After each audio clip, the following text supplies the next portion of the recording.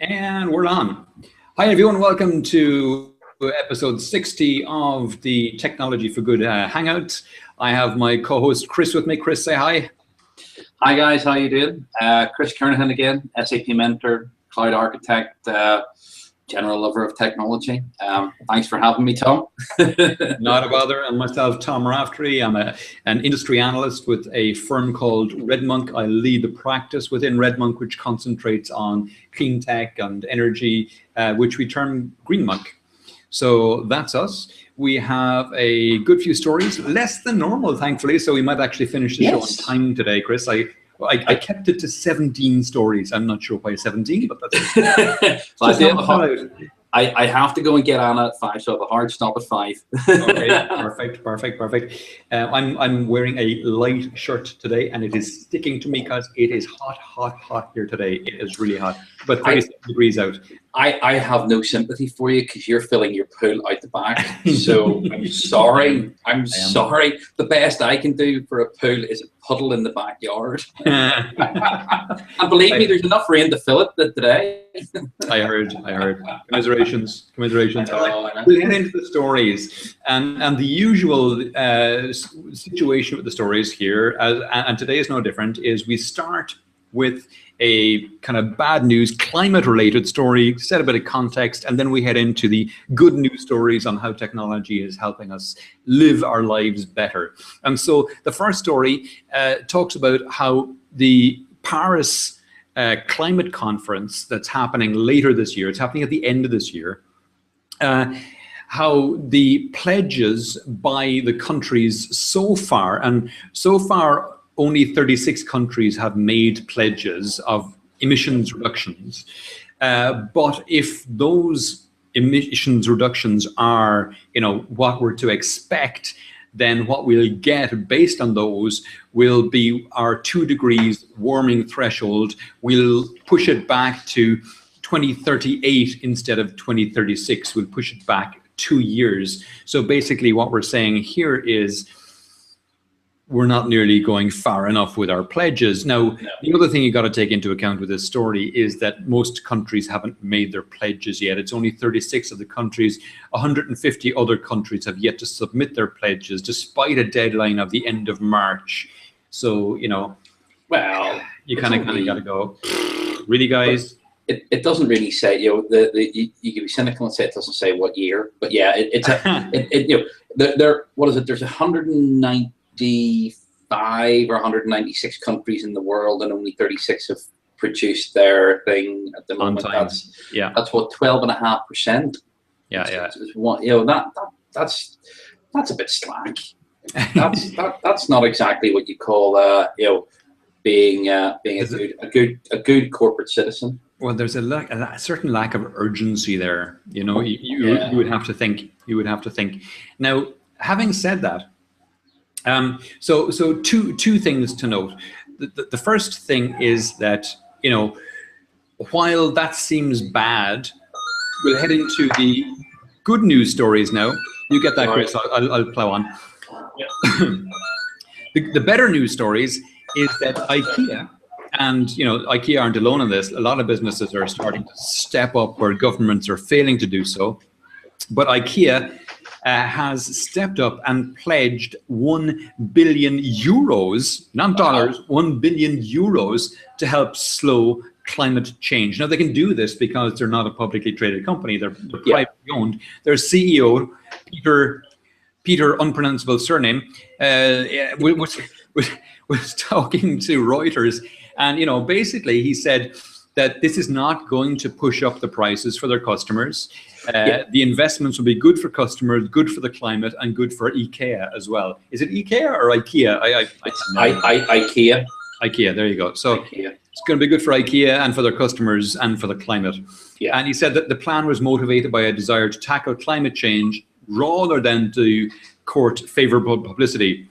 Having said that, an internal review last year showed only 41% of its customers see IKEA as a company that takes social and environmental responsibility seriously, which is below its goal of 70% by 2015. So if they have a goal of 70% by 2015, it must also be something to do with how they are viewed by their customers. But fuck it, who cares as long as they're spending $1 billion on doing the right thing. Yeah, but they come from a country that believes in social responsibility. Yeah, they definitely do, and this is one thing. IKEA is a global company, so that 41% is it's probably a global number as opposed to a local number. Yeah. So you have them in the States and things like that there, and they are seen as having what's the word I'm looking for? It's good value furniture. Yeah. So that is not always synonymous with corporate responsibility. True. So, whereas in IKEA's case, they tend to do things like source their wood sustainably and stuff like that. It's, and actually the desk that my computer is talking to you from now is an IKEA desk. And so's mine. The one behind me over there, that's another IKEA one as well. And in fact, this part here that you can see, that this corner of it here, that's part of it as my desk as well. Is that the Galant range? Just out of curiosity. I couldn't tell you. I bought it years ago. I don't keep track of these things. No. It's kind of L-shaped. My one is, and the other one is kind of rectangular. So's mine. So this is the full Galant, and then whoa, geez, and I've added the top part of the standing one on that side as well. So.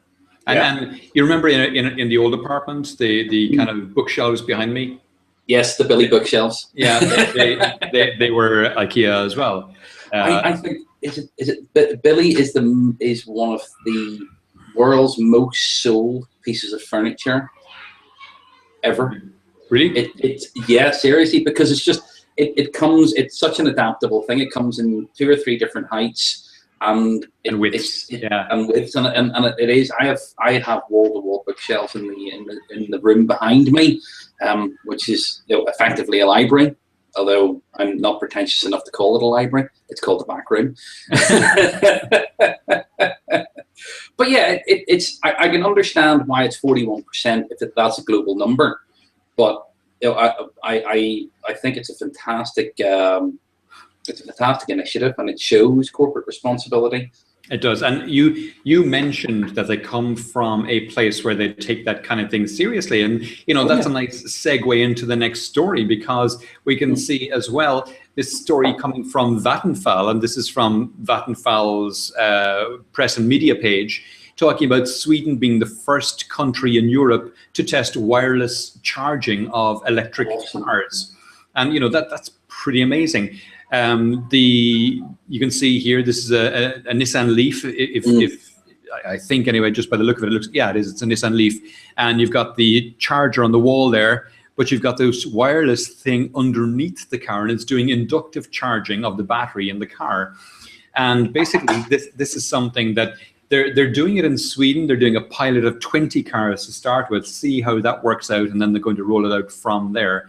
So it's a nice combination. It's Vattenfall as the utility company, and Vattenfall are a big European utility, and they've got a horrendous record, I gotta say. Vattenfall, the huge CO2 emissions coming from years ago when they were a big coal company.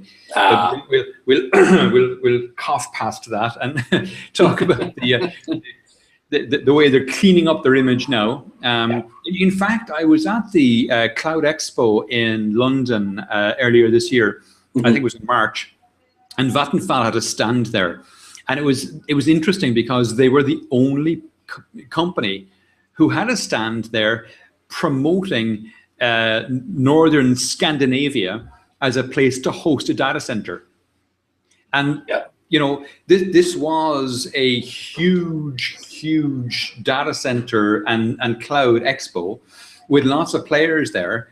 And like I say, these were the only people there saying, look, we've got a good place to site your data center because we're 100% renewable. Yeah. And this is what they were pushing. They were pushing that Facebook had put a data center there because of the easy access to 100% renewables. So and the cooling, don't underestimate that. The ambient temperature is lower. Yeah, no, absolutely. That's a big factor. Absolutely. For now, anyway. in northern Sweden, I think it's going to be that way for quite a while yet. Yeah, true. You know? I'm actually just looking at their website. So the energy sources: biomass, coal, hydro, natural gas, nuclear, and wind. Yeah. So, but in northern Sweden, it's all renewable. And what they say is that in northern Sweden, they've got hydro and I guess wind as well. And what they're doing is the amount of energy consumed in northern Sweden is very small compared to what's generated there. So basically, northern Sweden is an electricity exporter. They export it all down south, and it's all renewable up in northern Sweden. So if they keep it up in northern Sweden, if it's generated and consumed up there, it's all renewable. I wonder what the the data links are. Like, the transatlantic cables, because the transatlantic cables typically make landfall in either the Iberian Peninsula or in Ireland. Yeah, or Ireland, or London. Or they go into Amsterdam as well. Well, the main routes are, it hits Ireland and then hits London, or else it hits the Iberian Peninsula, or else then hits Amsterdam. Down through the English Channel, I think. You know now that the largest transatlantic cable landing in Europe is landing in Cork. It lands in your data center, does it? It lands in my data center. It does. my former data center, the one I co-founded. Yeah. That's the Hibernian cable. Anyway, it's 200 terabit. It's awesome. Oh, jeez. Awesome. Anyway, we'll move on because no one wants to know about that crap. So the next story I thought that was interesting was this one from Google, and there's a number of Google-based stories this week, and this one I thought was pretty interesting because it's about transportation. Yes. And Google Maps. Let me just blow it up a little bit there so you can see it. Or hang on. Let me have the right screen focus before I do that, and it might actually get bigger.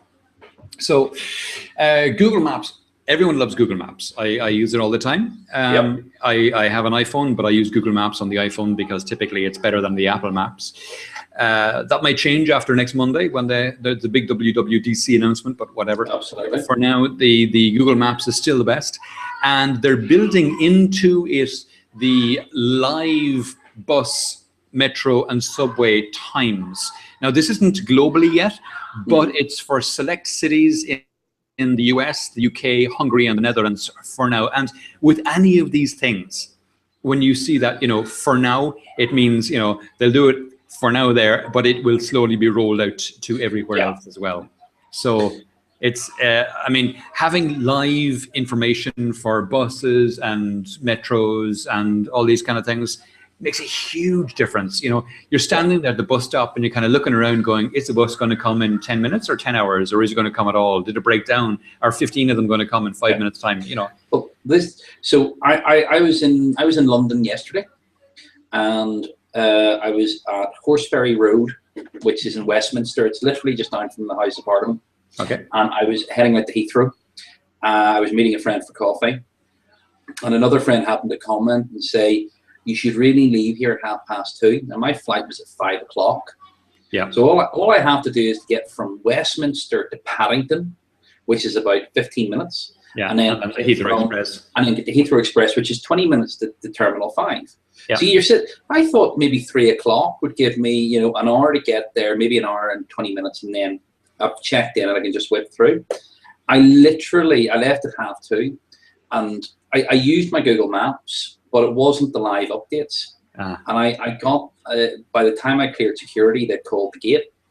Wow. But it wasn't, I had another 20 minutes, I had another 25 minutes. It wasn't under any particular stress, but usually I'm there well in time, and that really would help. That would absolutely help. So. Yeah, so, and it's even when you're making decisions about, should I take a bus? Should I take a train? Should I get an Uber car? So I was in Horseferry Road. I could have walked to Westminster. I could have gotten a bus to Victoria, all of which would have put me on the tube to Paddington, and either were viable options. So it was definitely interesting. No, So, it's fantastic, because the biggest problem typically with public transportation is lack of information about what's the best route to go and where yeah, anything is at any point in time. And now yeah. that they're starting to connect up all these little dots, it's going to completely change how people use public transportation, I think. Absolutely. Well, Absolutely. in the EU anyway. In the US is another story. That's just like, Yeah, we're not going to go there.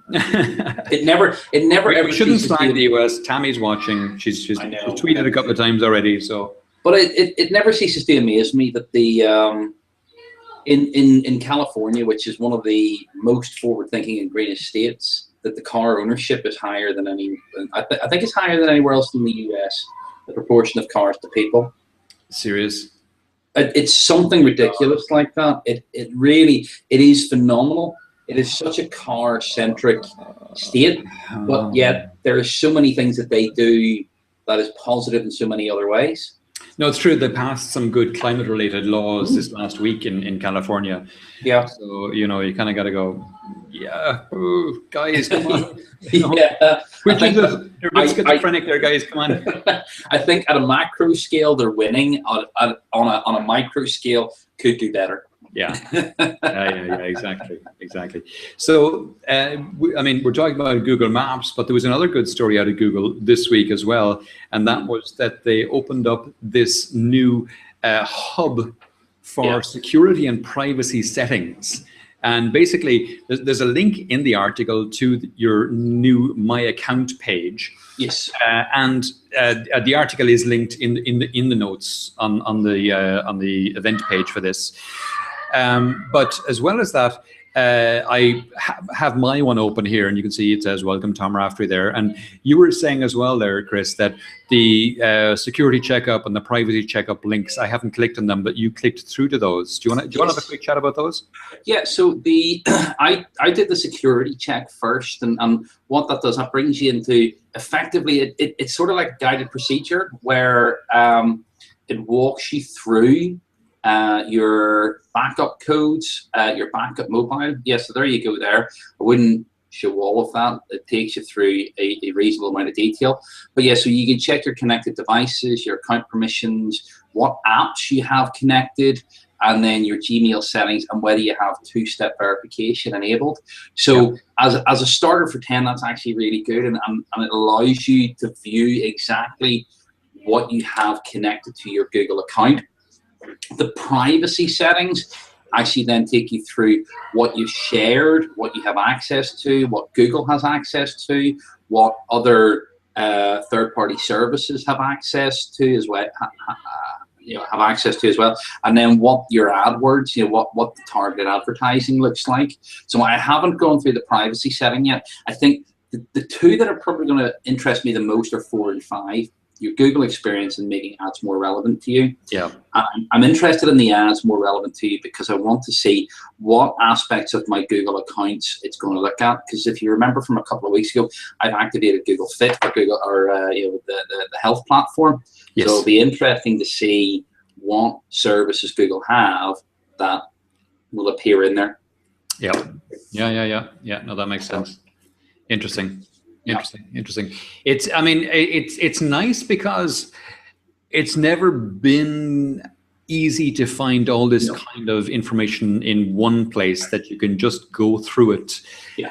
What I would say is it is a little tricky when you get there first because there's a lot of links with not a lot of information, and I think people coming there for the first time being presented with this might just kind of go and run away. Yeah. Well, as we said just before the show, they could do with a couple of YouTube videos. It's not as if it costs them money to post on YouTube. They own it. Exactly.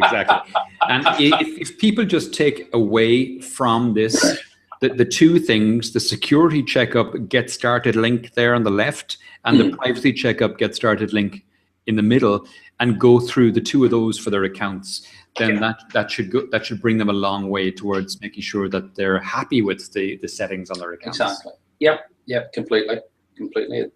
It's a good initiative, and it stands against Facebook, very, very well in terms of its settings. Well, actually, funny you should mention Facebook, because Facebook is the next story that I wanted to bring up. No way! Never guessed that. Nice little 1-2 there. Nice one. Thank you. Absolutely. So Facebook are now supporting PGP to send encrypted emails for notifications. And basically what you can do is you can go into your account in Facebook, go into your About part and your contact and basic info, and there's a section there to add in your PGP public key. If you've created a PGP public key, you can go in, you can add it here, and then once you've added that in, from then on out, every notification email that's sent to you from Facebook would be signed by Facebook and encrypted as well. That's awesome. Now, I made that sound incredibly easy. Yeah. But it's not. I went through it, and I have it working for me now. I have an application on the Mac. I'm Mac-based, as you know. Yes. I have an application on the Mac called GPG, or OpenGPG, I think is the name of it. I'll just triple check the name of the app here.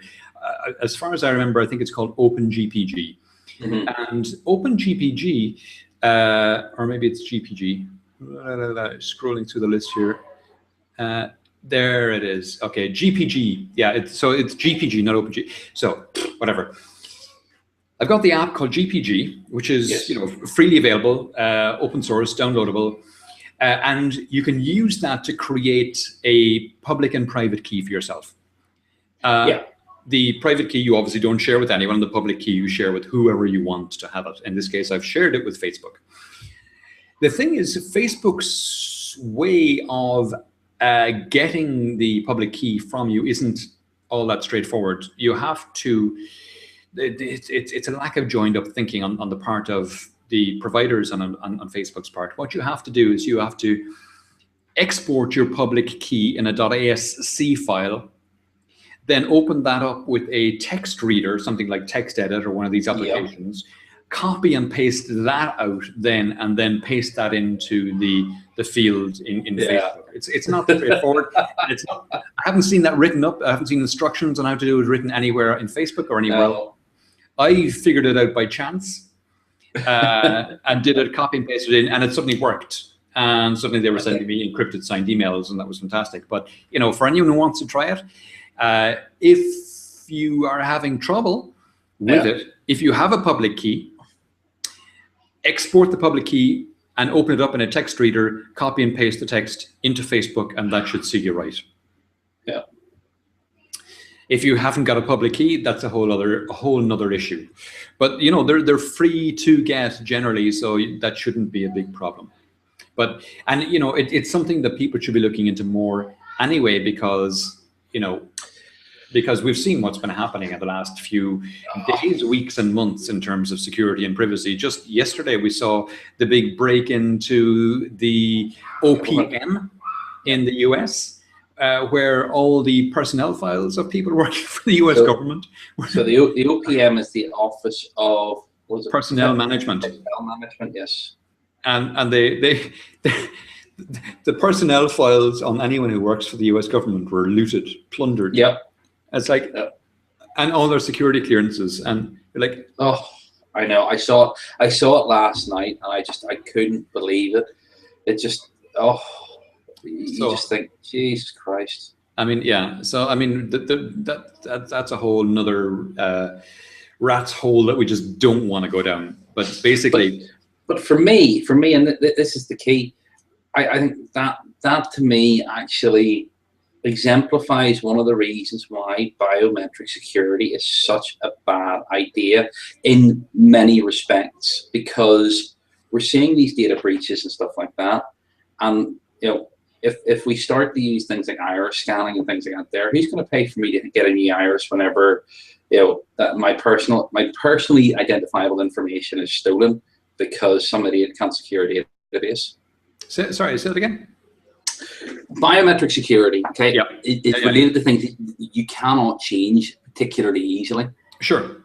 So the use of biometric security and the storage of those metrics which identify you is an issue that has troubled me for many, many years, because if we use things like iris scanning or retinal scanning and those patterns are then stolen in data breaches like this, then no, I get that, a large problem.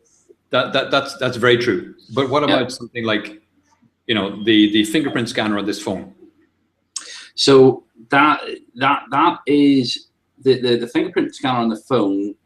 That the fingerprint itself is held on the device. It's not held anywhere else. Exactly. So it is. So, and that it's not easily usable in different, you know, in other devices. You can't. It's very difficult.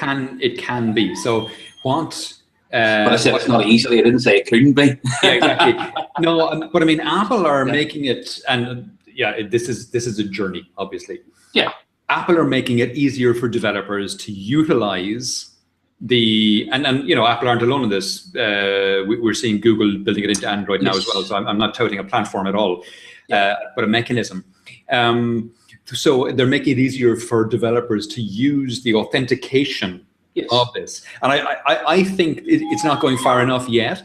I think we need to have multi-factor authentication, where you put your thumb on it and the camera opens up and checks your face as well, or checks your voice maybe. So, particularly for more, you know, for just accessing the phone, for just accessing the you know, it might have multiple levels. So you just want to open up the screen, grand, thumb is fine. But if you want to do something more secure, it might require a second thing, like a rescan of your face, or, you know, a vocal password.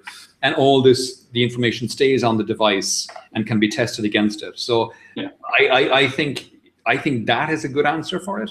But I totally understand your point about the fact that things like fingerprints and those kinds of things, you really don't want other people to get their hands on them, because this is stuff you cannot change. But the when you're talking about the iPhone there, all that happens is the developer accesses the API to the scanner. It doesn't access the scanner itself. The scanner is a black box to the developer. You know, the input is the fingerprint, and the output is it's right or it's not. Yes. And then that runs the authentication. So even the developer has no access to it. But the two-factor stuff, I have it on my CM CyanogenMod OS here. Yeah. For example, I can have trusted places where I don't require a passcode. Nice. Or in the car, for example, I have trusted devices. So in the car, when it's linked to my Bluetooth car kit, I don't need to authenticate. Yep. Yep. Or I can do a facial unlock or a voice-based unlock, which is just phenomenal. It is brilliant. There are so many better ways, or more easier ways to unlock your devices. You know, we both have quite long passphrases on our devices. Yeah. And when you're driving, you know, if I'm using the GPS and the screen goes off, I don't want to have to do the passphrase. I want to just be able to unlock the device and see it. Yeah. So yeah, phenomenal. How did you know I had a long passphrase on my device? We've talked about passwords long enough to know that you have a penchant. You have a penchant for long passwords. I do, yeah. You know, it would be decidedly remiss of you not to have a long password on your phone. I do.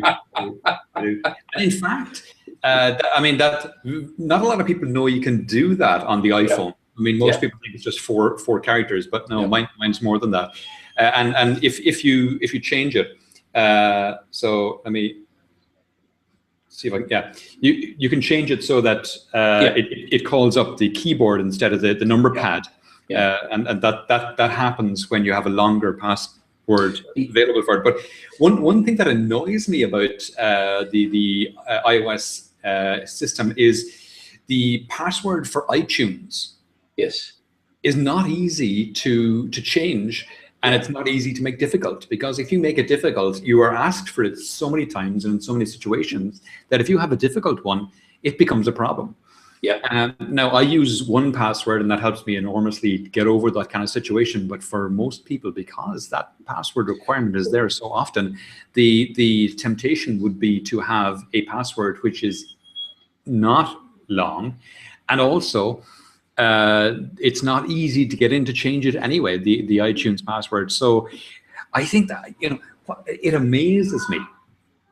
It amazes me that there hasn't been a big breach of iTunes for people's details, because they hold your financial information there as well. Don't say that. We all know what technology underpins iTunes.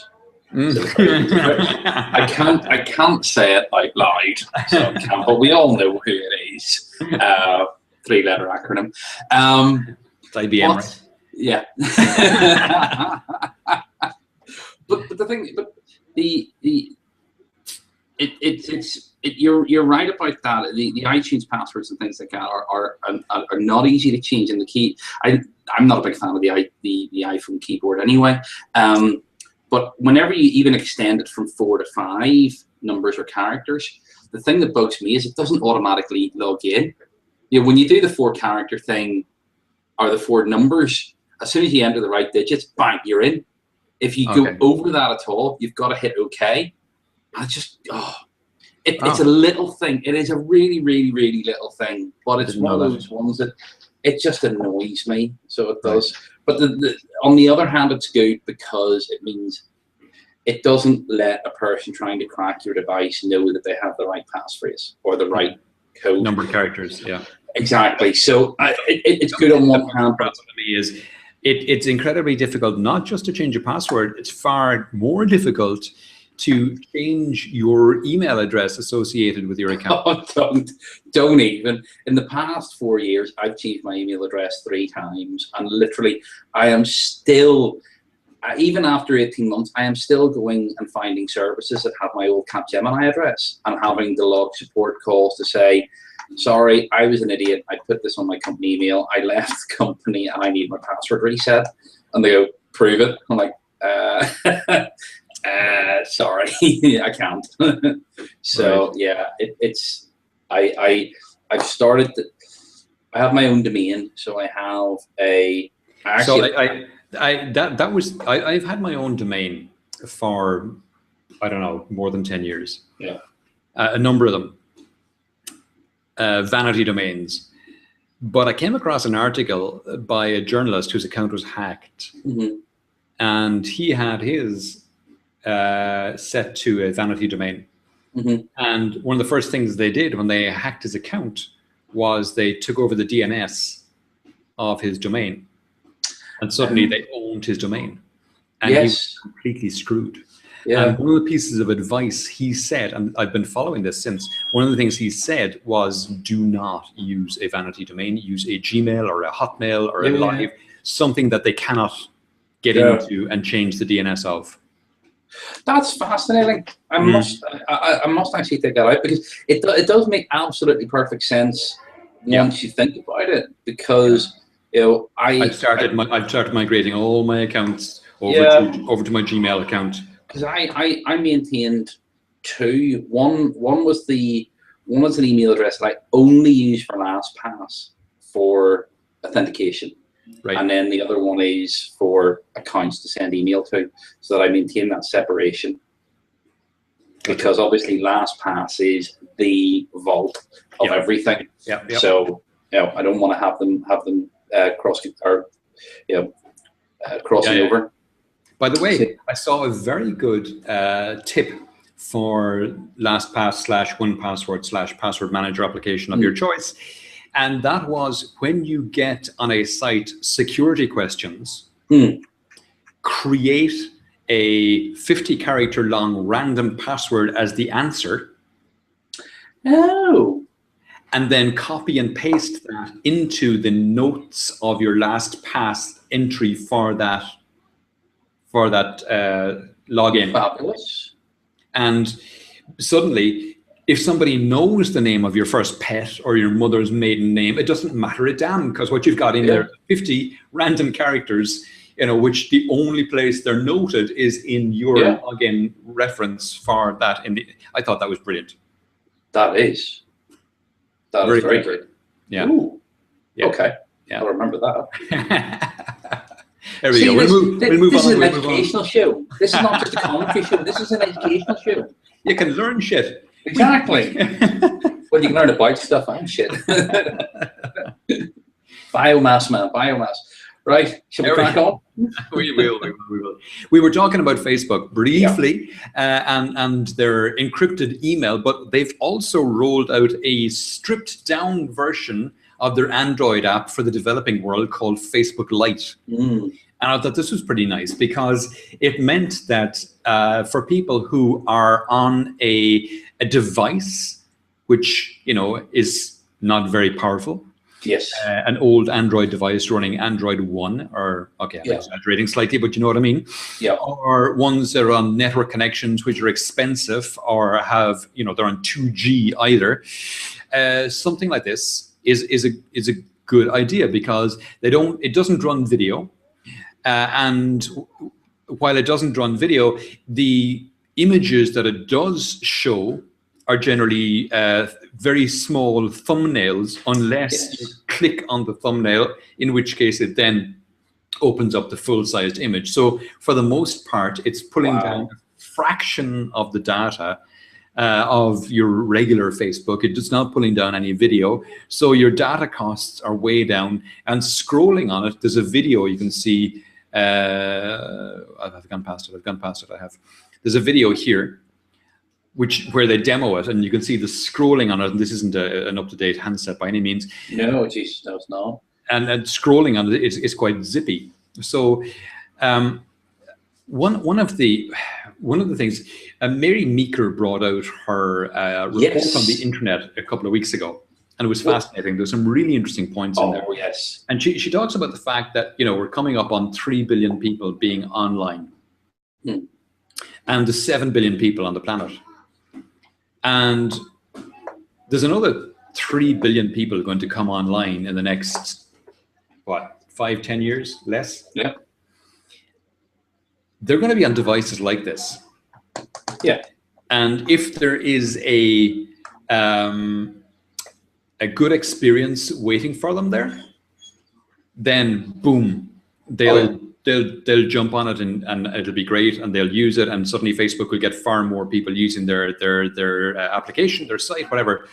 If that's not there, then they won't use Facebook. They'll go off and do something else, and that's 3 billion people. It's twice the number of people that are, or it's the same number of people as are there now. Yeah. Net new users. Yeah, yeah. So that's an opportunity you cannot let go away.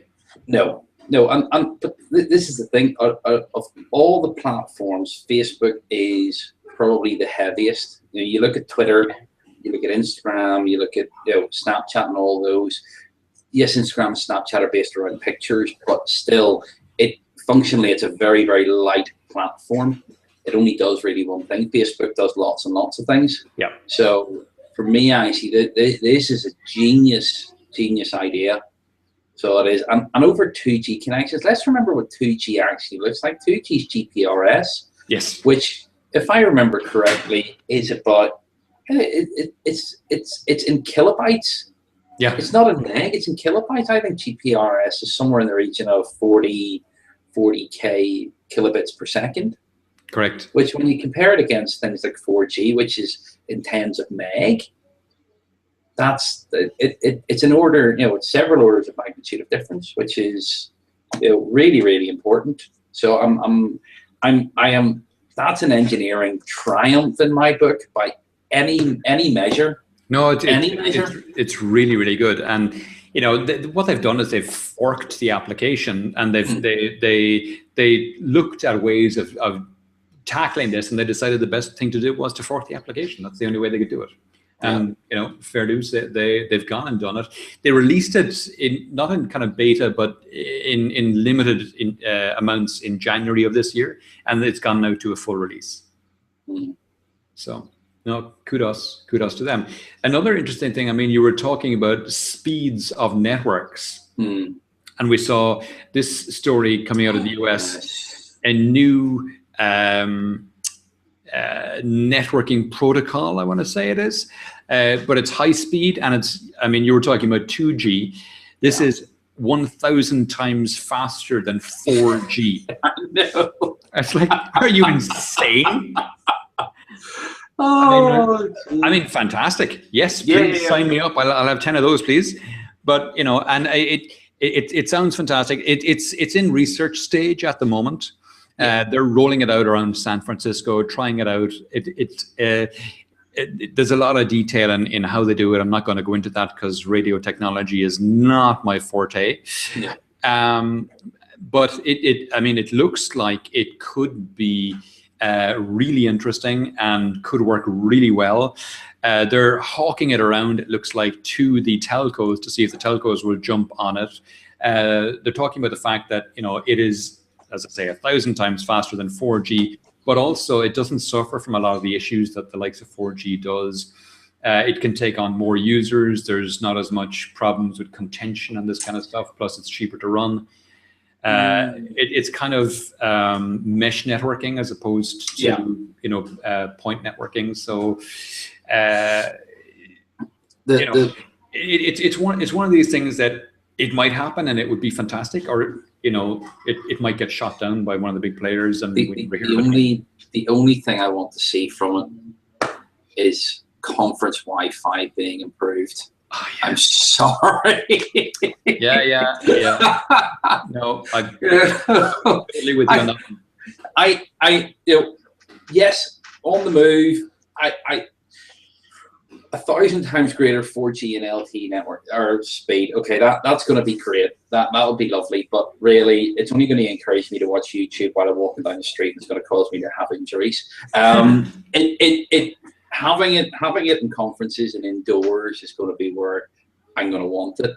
And the one thing that jumps out at me is when you talk about mesh networking is actually conference facilities. And we're both regular conference attendees, and yes. Conference Wi-Fi consistently sucks the weaning. Yeah, big time. Now, speaking of Wi-Fi, though, it looks like Microsoft are getting into the Wi-Fi scene or the Wi-Fi market or whatever we're calling it. They are hoping to offer Wi-Fi for users everywhere. Basically, this is just Skype, but it's rebranded Skype. But they're hoping to offer it to people and have people use their Wi-Fi and pay them lots of money for so doing. It's a bit of a okay. It sounds like a good idea, but it's basically, like I say, rebranded Skype all over the place, and sign up here and off you go. I should be more excited about it, but I'm not for some reason. It's one of those ones. Is it like the Mimo or the Karma service or Boingo? Or Boingo. Well, no, the Wemo and the Karma are sort of collaborative, so you can share your device out to other people, and then you get a benefit from it. In the Microsoft Wi-Fi, if you share your hotspot, then you get it. Then you get an account, and then you can use anybody's hotspot. In which case, that's going to work. But I would rather have that over Google for the very simple reason that Google's going to use it to sell you stuff. Microsoft isn't. Microsoft wants you to use the app, to use Skype, so that it becomes the biggest platform or the biggest VoIP platform. Yeah. So, it's a trade-off somewhere along the way there. No, that's a fair point. That is a fair point. The other news out of Microsoft and Skype as well is that they have now built Skype into Outlook.com. So basically, while you're within your Outlook.com, there's a button over here. Well, not there. There's a button over on the right which is cropped out of this screenshot, obviously. Yes. But when you click on it, you can open up Skype on the right-hand sidebar of your Outlook.com. I tried it, it works. Mm-hmm. It shows up your recent history of conversations with Skype. It shows your contacts as well, so you can click on people and call them directly from within Outlook.com. It requires you to connect up your Skype account with your Outlook.com account if you haven't already done that. I haven't actually, and I do need to do it. Why? I do need to do it. Well, on my Windows machine, for example, my Microsoft account history is a little, or currently is a little patchy, because obviously I'm working for Bluefin now, and they have an Office 365 account, so that's linked to my bluefinsolutions.com. I have my own live account, which is now sort of mandatory because the way I log into my Windows 8 desktop. So I now have split OneDrive and 365 and Skype. It would be very nice just to be able to merge that, but keep my live address as my top level address, and then cascade everything else underneath that. And that would be pretty cool. So I'm going to have a look into that and see if it's possible. But at the very least, I want to have my Skype account linked to my Microsoft account, because it's going to work better for me across my devices. Gotcha. Yeah, that makes sense. That makes sense. It does. I mean, I've nothing against doing it. I was just curious what the rationale was. I've done it. I didn't have any particular rationale for doing it, except I wanted to see how Skype worked within Outlook.com. Worked fine, but I had to do it to find out. I didn't have any reason not to do it, so I wasn't worried. It just, when you said you had to do it, I was curious as to why, but that makes sense. Cool. We'll plow on. Telemedicine. There was, I mean, we did a bit about healthcare last week, and I saw this interesting one on telemedicine. And basically, it's testing of lag time. If a Florida hospital tested the lag, I think I'll bury that photograph because it's particularly nasty. But no, you don't want to see that. No. A Florida hospital was basically testing the lag time created by the internet for a simulated robotic surgery in Texas, 1,200 miles away from the surgeon who was at the controls. And basically what they were doing was doing an operation. So a surgeon was doing an operation on a patient. Well, it wasn't a patient, it was a simulated patient 1,200 miles away. And they wanted to see, would the surgeon notice the lag time? And the bottom line was no. Surgeon didn't notice the lag time. So when the surgeon moved his hand, the instrument 1,200 miles away moved. What about the patient? Did the patient notice the lag? It was a simulated patient, so he may have noticed a simulated lag, but or simulated noticing a lag. I'm not sure, but well, no, it's a very, very valid thing. You know, we usually they're unconscious, or if they're not, you just hit them over the head. Yeah, exactly. but no, we deal with this lag in engineering challenges with space probes and rovers on Mars and things like that. You see it in news broadcasts. I mean, come on, you see people using satellite hookups to talk to people, and you see them asking the question, and what do you think? And the other person is standing there going, see, they're using the wrong technology. They should be using Google Hangouts. That's the problem. Seriously, I have come across more conferencing facilities that drive me bananas. You know, that are so laggy and buggy and all the rest of it, and yet you can have conversations like this nearly seamlessly. Yeah, I mean, you and I were what, 1,500 miles away? Minimum. Yeah, at least. Yeah. As the crow flies. Yeah. And God knows where the packets between us are bouncing around. God, yeah. You know? I don't. Hold on. Let me just check. Do I have my VPN up and running? No. I'm directly connected to the BT network, so I have nothing strange or weird going on there. No proxies in the way. We could do a trace route between our IP addresses and find out where the packets are going. But you know, who cares? Let's be honest. They're as I say, 1,500 miles as the crow flies, but the packets are probably going far more than that. Oh, God. But there's no lag at all. It's perfectly straight. Yeah, you're exactly. Right. They're using technology and news broadcasts. What the hell are you doing, guys? Yeah, try explaining that to a customer. Should we do a Google Hangout Plus? Yeah, it's like Skype, but you don't need an application. You can do it. Yeah, exactly. It's like Skype, but it works slightly better. I shouldn't say that. I'm a big fan of Skype, actually. I am, actually. We'll move on. We talk semi-regularly on the Hangout about drones and various uses of them. And I thought this was a cute use of drones, so I said I'd bring it up. This is from the BBC site, and they were using drones to take pictures of whales. So this is a picture of a grey whale with a calf. So Yes. a mother with a calf swimming. And basically what they're doing is the drones, because they fly above the whales, they're able to fly above them, 30, 40 meters. And so they don't interfere with them. The whales don't take any notice of them when they're that high above them. They may kind of wonder what's that strange buzzing sound, but they're out of their line of sight. There's not boats chasing them around the place, interfering with them.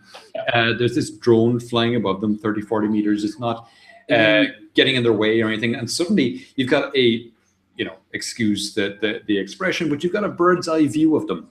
You've got a much better view, non-intrusive view of the whales. You can see, and the use case they talk about here is you can look at this picture of the mother and calf and see, has she got enough fat to make the journey while feeding her calf on her migration to the Arctic. But that's just one. You can also do a lot of behavioral science looking at them, because you're not now interfering with them, and you can now see how they interact. Can you bring that back up again and scroll down? There's a fantastic picture of a pod of killer whales, and you're talking about the behavioral analysis as well. That was the bit that I really, really liked about it, was just that. That's a phenomenal picture. But if you couple the drones with solar and better batteries and things like that, there they can stay up a lot longer. Yes. The thing that immediately went through my head was, how far? What's the range of the drone versus the time it can stay in the air? True. But you're right. The core benefit is the fact it's not interfering with the life of the habitat of the whales. I saw you brought up the orcas, the killer whales there, and I saw a headline. I didn't click through the story. I saw a headline about some town, I think it was in Canada, where they were having a problem with harbor seals, or seals coming up onto the harbor. So they got a killer whale. Recording. Not a recording, no, an imitation one. Yes. Remote control. Yes, I saw that yesterday. It was on Dig. It was on Dig yesterday. Was it? Yeah, and they kind of swum it around the harbour, and all the seals, hundreds of seals, we're out of here. Whoops. What's the harbour in California? Is it Santa Clara or something, where they have every year seals basically land on this harbour and just turn it into a wasteland? It's crazy. But the thing about it is the seals are actually endangered, so the city can't do anything about it, and they have to leave them. It's on their migratory path. Okay. So it is, but they're there for a while, and they're loud and they're stinky and they destroy things. It's just crazy. I'll have a quick look and see if I can find the harbour, but it's a really bad situation. Right. While you're doing that, I'll go on to the next story, which was from Google, and this is their project Soli. Yes, we debated this earlier on. Yeah, it's not soil anyway, but maybe it could be, because that'd be easier to pronounce. I'm going to go with Soli, just because I can. And it's this little chip in this photograph here, and it is about the size of a fingernail, and slightly thicker, but not much thicker. And what it is it's a radar, bizarrely enough. I mean, when you think of radar, you think of these big spinning things on the side of hills, checking air traffic and stuff like that. No. This is basically a radar as well, which can go through devices. It can go through materials. So what it can do is it can go through and detect movement. So it could be built into something like this, or a screen like the one that's in front of me here, and it can detect various movements. So it is basically a way to do gesture control. Yeah. And they show several use cases in the article, and it's really interesting because it's incredibly fine control you can do with fingertip control from stuff that's feet away. They show one of the ones is about halfway down. It's the radio where they're actually turning the volume like that, and then scrolling between the scrolling over the channels. Yeah, you can see it's further down. Okay. Yes, that's it there. Which is that is phenomenal control. As we said before, I have been burnt by nearly every motion control platform. I don't want a Minority Report type scenario, but I would really like to have a good motion tracking. So I bought the Leap Motion, as you can see here. I got things like the Jot script as well for the iPad, and a Wacom bamboo pad as well. And every single one of them has let me down. I think the only one that hasn't let me down is the Wii, which is great fun. And the Connect, to a certain degree, the Connect 2 is brilliant. But yeah, I've been disappointed by nearly every motion control platform I've ever tried. So this one looks like it might be. This one looks like it might be interesting. Interesting. It's ultimately is it going to replace a keyboard or a mouse or something like that? Probably not in terms of that, but in terms of gaming, in terms of operating a radio or something like that, or for drawings in 3D CAD where you're able to actually move stuff around the screen. Absolutely. We've seen the demo of, or the real life use case that Elon Musk has in SpaceX, using effectively the Iron Man sort of 3D hologram, using the Oculus Rift and stuff like that, and gesture control, which just absolutely blows your mind. But yeah, I'm going to be a little cynical and say I want it to be good. I really do. I'm just really not expecting it to be as good as the video says. Yeah. No, it's true. Fingers crossed, and we'll wait and see, because it has a long way to come from being where it is now to actually being a product. Absolutely. We're short in time, so I'm going to flick through a couple of stories quickly. We've got 4 stories left, so I think we'll go through the 4 of them, and then we'll have a quick conversation on them. Yeah. So the first story is the rise of USB-C. Yes. This article from The Verge basically says USB-C has already won. And USB-C is just a new form of USB, but it is a reversible one, and it has a high data throughput one as well. It's the one that's on the new MacBook, for example, where they just have the single port. Yeah. Next story, ARM hopes to extend the battery life of IoT devices with a new chip design, and basically they're talking about making batteries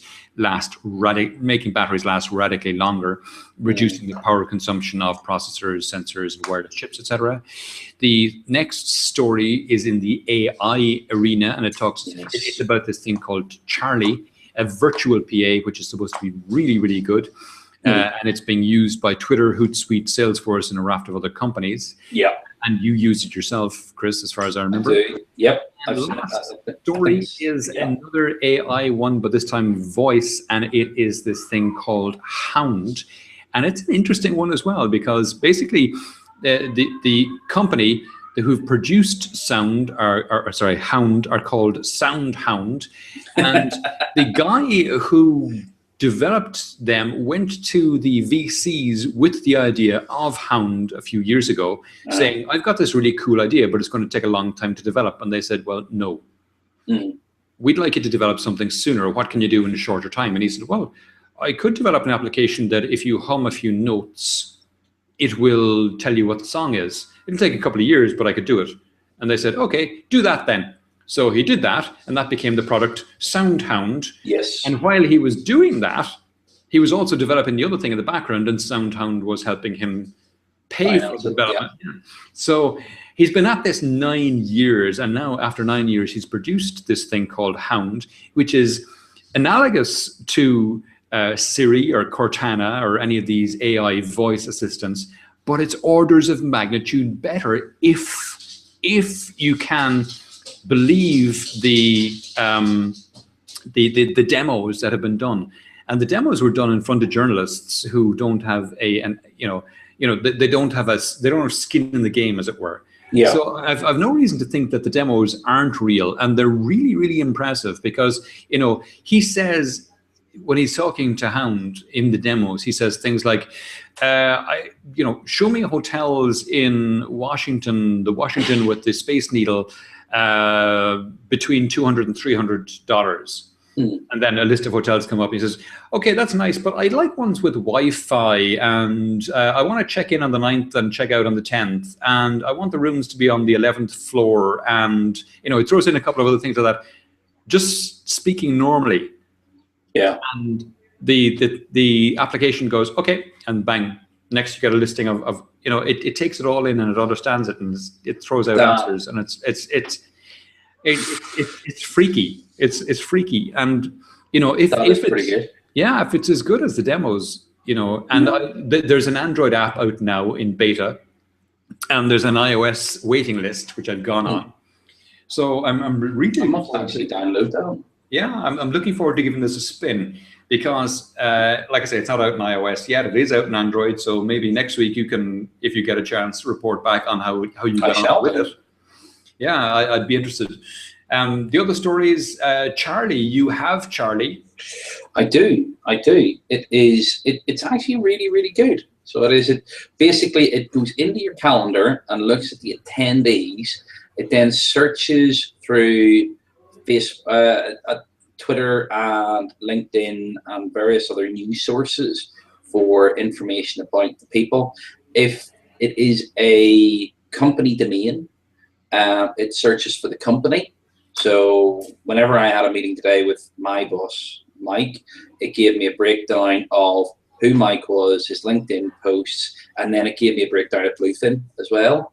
Nice. And when it was founded, it's sort of a Wikipedia type summary of the company. It is really, really good. So for example, I went to meet a new customer as part of my new role. I was able to use Charlie to then take a look at the attendees and just have a quick scan through who they are, what they've done, and what their background is. And it was extremely useful. Now, it's a free product at the moment. I think they're going to go with a freemium model. I've had a notification of new features and a subscription. So it's but it's one of those. They said they'll keep the free, but they have a premium one as well that you get more information. Yeah. So it's very, very unintrusive, I think is a good way to put it. All you have to do is give it access to your calendar, and it will then email you the report of the summary for each of your meetings. And for a lot of people who are working internally and only have meetings internally, it's not going to be that great. But for people like you and I, Tom, who are meeting a lot of external people, that's going to be good. Especially someone like yourself, you're meeting a lot of people and interviewing them and stuff. It can really help to get you off on a good start. So it can. Yeah. So thoroughly impressed with it. Make it seem like you've done your homework. Exactly. do the heavy lifting for you. Do the heavy lifting. Yeah. So, yeah. Excellent. All right. That's it. That's it for this week.